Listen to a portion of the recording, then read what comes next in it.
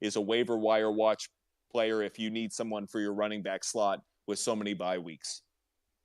Appreciate all of you joining us. If others want to join the conversation on this game or others, just raise your hand. Happy to bring you into the conversation. We are going to move on to the Sunday night game between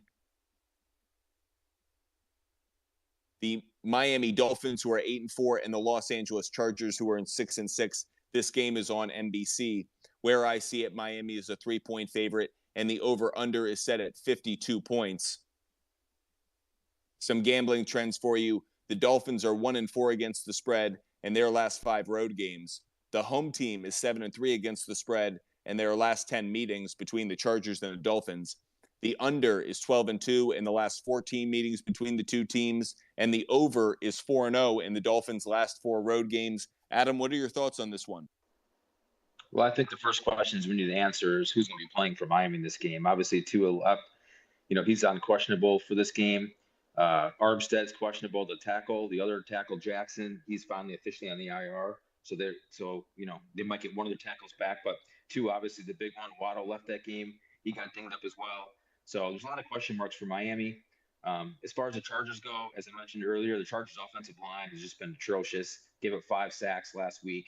And Corey Linsley is still not sure if he's going to be questionable to play or not. So I think that's a definitely advantage to Miami, who over the last 3 games is 3rd in the league, averaging 4 sacks a game.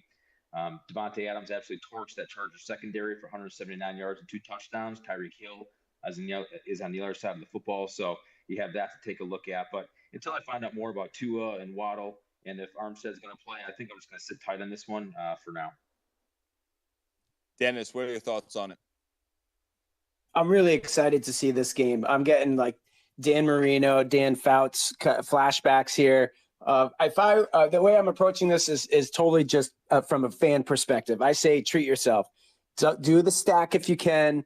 Go with Herbert and Allen, or go with Tyreek and Tua. Sit back, relax, enjoy it, and definitely see if you can get in on a captain's challenge, because I think it would be a fun head-to-head where both teams seem to be capable of putting up a lot of points. Lope, what you got for us? I'm glad the NFL's doing this flex thing, because we're definitely getting a better Sunday night football game because of it.